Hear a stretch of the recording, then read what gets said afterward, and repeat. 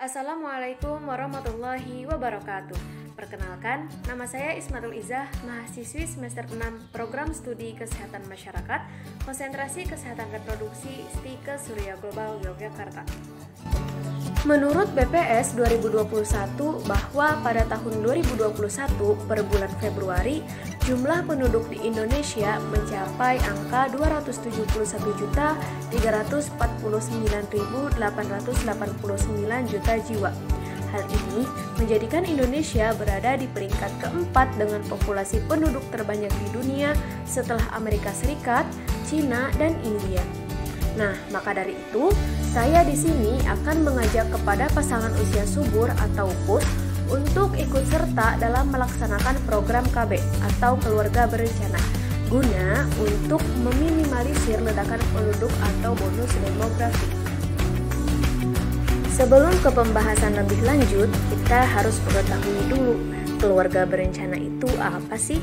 Jadi, keluarga berencana adalah gerakan untuk membentuk keluarga yang sehat dan sejahtera dengan membatasi kelahiran.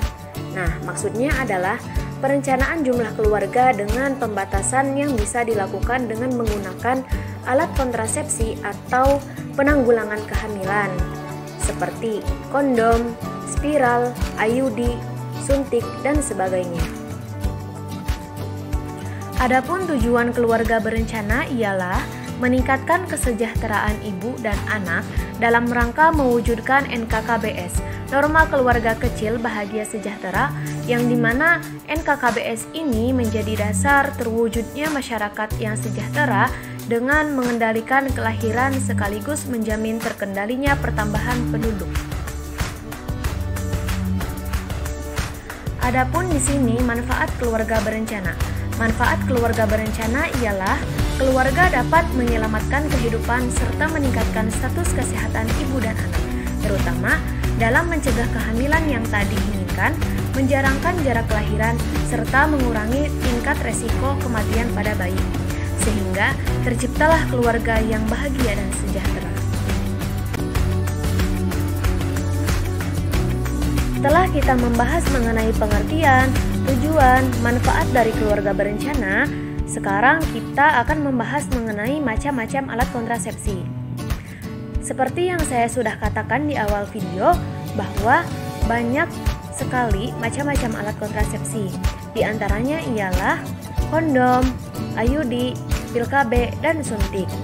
Nah, dari setiap masing-masing alat kontrasepsi terdapat kelebihan dan kekurangannya.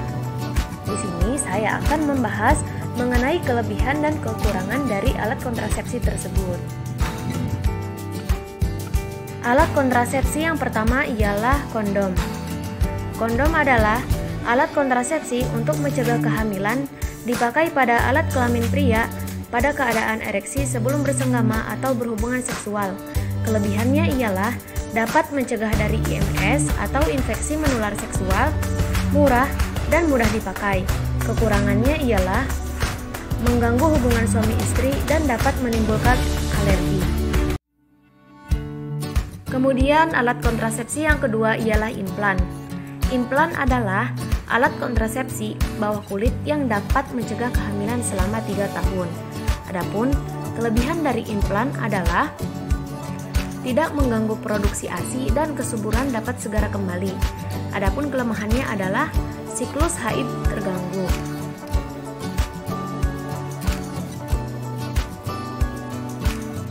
Alat kontrasepsi yang ketiga ialah IUD atau intrauterine device. IUD disebut juga spiral adalah alat kontrasepsi berukuran kecil sering berbentuk T yang dimasukkan ke dalam rahim. Kelemahannya adalah siklus haid terganggu, nyeri haid dan darah bertambah banyak. Kelebihannya ialah tidak mengganggu produksi ASI dan kesuburan dapat segera kembali. Kemudian, alat kontrasepsi selanjutnya ialah suntik. Suntik KB adalah alat kontrasepsi hormonal yang dapat menghentikan ovulasi sehingga dapat mencegah pembuahan. Adapun kelebihan dari suntik ialah tidak mempengaruhi produksi ASI, membantu mencegah kehamilan di luar kandungan, dan tidak mempengaruhi hubungan suami istri. Kemudian kekurangannya ialah berat badan bertambah dan terlambat dalam pemulihan kesuburan. Alat kontrasepsi yang terakhir ialah pil KB. Pil KB ialah salah satu jenis KB yang diminum oleh wanita. Pil ini termasuk kontrasepsi hormonal yang mengandung kombinasi hormon, yaitu hormon estrogen dan hormon progesteron. Kelebihan dari pil KB ialah mencegah kehamilan di luar kandungan, kanker rahim, dan kanker payudara. Mudah dihentikan setiap saat, dan kesuburan dapat segera kembali. Kekurangannya ialah berat badan bertambah, mual, dan berjerawat. Setelah kita membahas mengenai kelebihan dan kekurangan dari alat kontrasepsi, jangan khawatir jika ketika menggunakan alat kontrasepsi ini mengalami efek samping tersebut dan menjadi ragu untuk mengikuti program keluarga berencana. Karena efek samping ini bersifat hanya sementara dan tidak semua orang yang menggunakan alat kontrasepsi mengalami efek samping tersebut. Maka dari itu, yuk ikut program keluarga berencana 2 anak cukup guna meminimalisir bonus demografi, kehamilan yang tidak diinginkan, dan juga kematian ibu dan anak. Demikian penjelasan mengenai keluarga berencana, semoga bermanfaat. Terima kasih. Wassalamualaikum warahmatullahi wabarakatuh.